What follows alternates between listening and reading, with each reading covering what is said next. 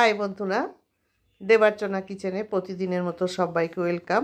নিশ্চয়ই ভালো আছো, আমিও খুব খুব ভালো আছি। আজকে দেখো তোমাদের জন্য কি নিয়ে এসেছি, বুঝতেই পারছো এটা বার্গার। কিন্তু এটা সেই বার্গার নয়, এটা হলো কেএফসির স্টাইলে চিকেন জিঙ্গার বার্গার। বুঝতে পারলে? এবার চলো চিকেন জিঙ্গার বার্গারটা কিভাবে বানাবো।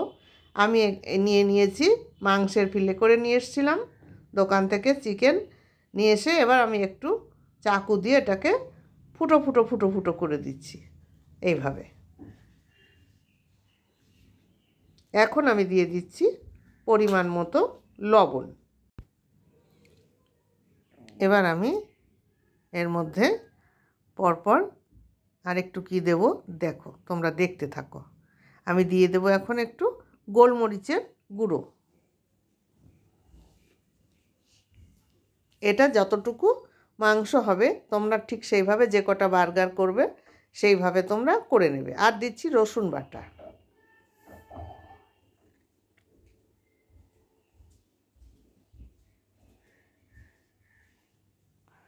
আর দিচ্ছি আদা বাটা। এবার এখানে এই যে থেতো করে রেখেছিলাম রসুন, এর সঙ্গে সেই থেতো করা রসুনটুকু দিতে হবে। আর দিচ্ছি একটু পাতিলেবুর রস। তোমরা পাতিলেবু না থাকলে গন্ধরাজ লেবু দিতে পারো। গন্ধরাজ লেবু পাতিলেবু যদি কোনোটা না থাকে তাহলে ভিনিগার দেবে। এখন আমি এটাকে ভালো করে ম্যারিনেট করে রাখবো, উল্টে পাল্টে দুই পিঠেই সুন্দর করে লাগিয়ে রাখবো।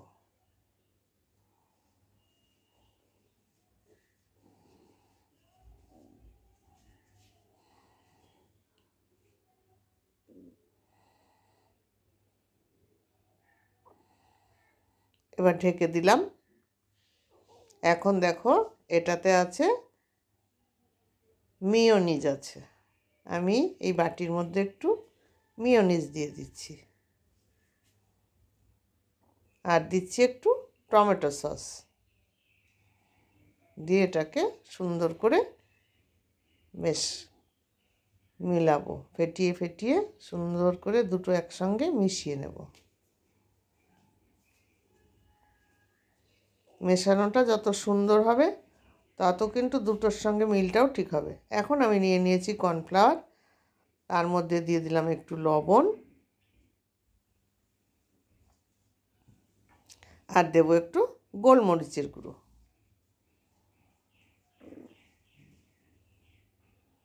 এটাকে মিশিয়ে নিচ্ছি।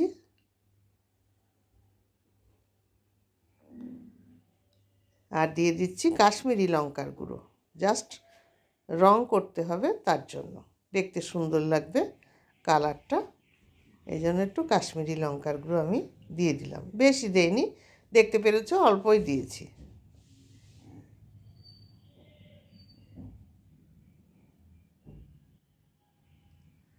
এবারে আমি কি করব, ওই যে ম্যারিনেট করা মাংসটা এর মধ্যে দিয়ে একটু মাখিয়ে নেব। হ্যাঁ, এইভাবে মাখিয়ে নেব।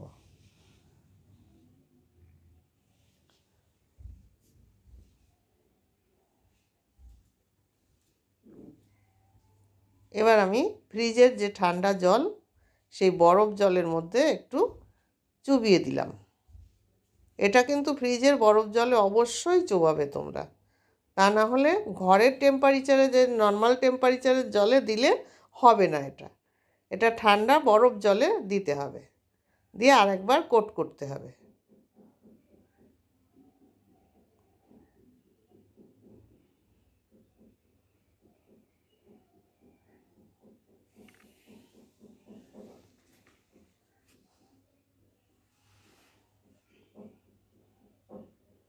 একটু চেপে চেপে কোট করে ঝেড়ে নিতে হবে। দেখো আমি ঝেড়ে নিয়েছি, ঝেড়ে নিয়ে এখন এই যে যত ঝাড়বে তত এরকম হবে।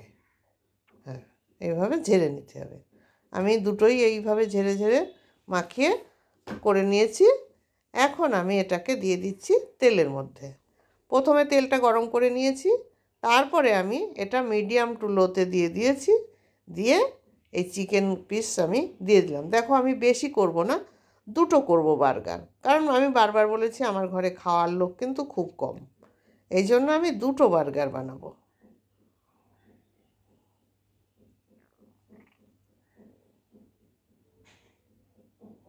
মাংসটা এত মানে হয়ে গেছে যে একটু ভেঙে যাচ্ছে, কারণ মানে বেশি পাতলা হয়ে গেছিলো মাংসের পিসটা। যখন ওরা কাটে তখনই আমি বুঝতে পেরেছিলাম পিসটা একটু পাতলা হয়ে গেল বেশি। ঠিক আছে, অসুবিধা নেই। খুব ক্রিস্পি হচ্ছে, একদম মুচমুচ করছে। এইভাবে আস্তে আস্তে ভাজতে হবে, তাহলে মাংসের ভিতরটা কাঁচা থাকবে না, সুন্দরভাবে ভাজা হয়ে যাবে।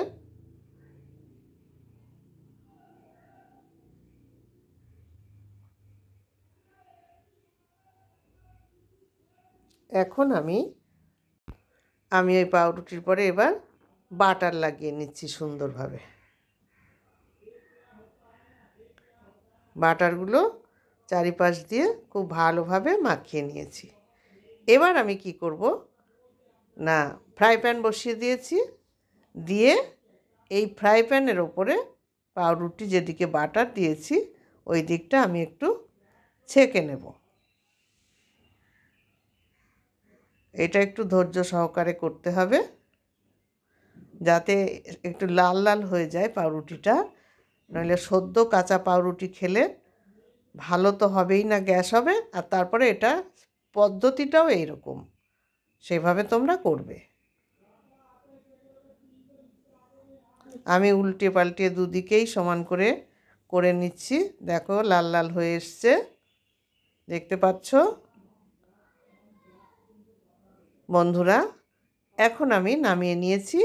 নামিয়ে নিয়ে এবার যে মিয়োনিজ আর টমেটো সসটা আমি একসঙ্গে মিশিয়ে দিয়েছিলাম, এইটাকে এই পাউরুটিটা ছেঁকে নিয়ে বাটার দিয়ে ছেঁকে নিয়ে এরপরে দিয়ে দিলাম সুন্দর করে।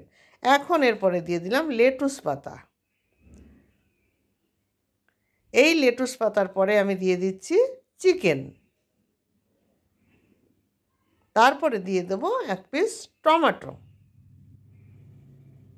এরপরে এই পাউরুটিটা আমি দিয়ে দিলাম। রেডি আমার কেএফসি স্টাইলের চিকেন জিঙ্গার বার্গার রেডি। তাহলে দেখতেই পাচ্ছ, এবার খেতে দেওয়ার পালা। সোনা, চলে এসো বন্ধুরা। তাহলে সোনাকে দিলাম। আজকের মতো এখানেই থাকলো, টাটা।